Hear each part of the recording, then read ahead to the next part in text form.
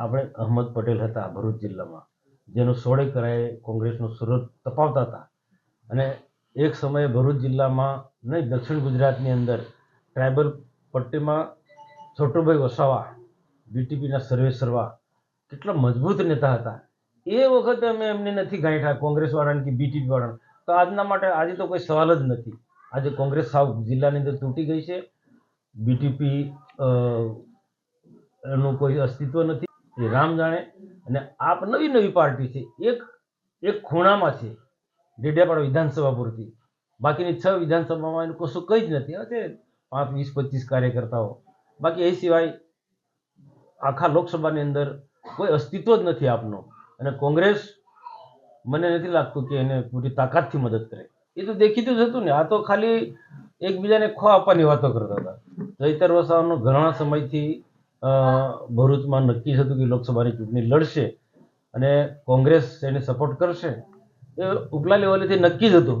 જિલ્લાના સ્તરેથી કદાચ ઘણા બધા લોકોને નારાજગી હશે, પણ ભારતીય જનતા પાર્ટીને સત્તામાંથી બહાર કાઢવું, એના માટે આ બધા એમના અખતરાઓ છે, પણ એમાં એ સફળ થવાના નથી. સર, ખાસ કરીને જોવા જઈએ તો અહેમદ પટેલના દીકરાઓ ઈચ્છતા હતા કે એમની સીટ પર એમના પ્રભુત્વ રહે.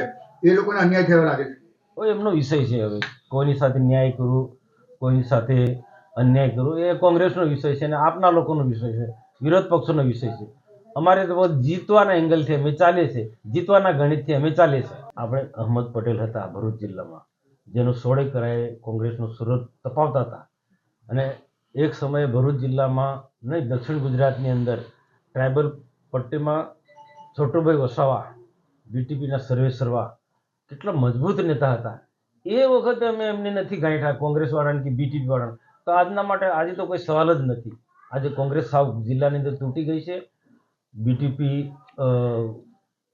એનું કોઈ અસ્તિત્વ નથી, એ રામ જાણે. અને આપ નવી પાર્ટી છે, એક ખૂણામાં છે, ડેડિયાપાડા વિધાનસભા પૂરતી.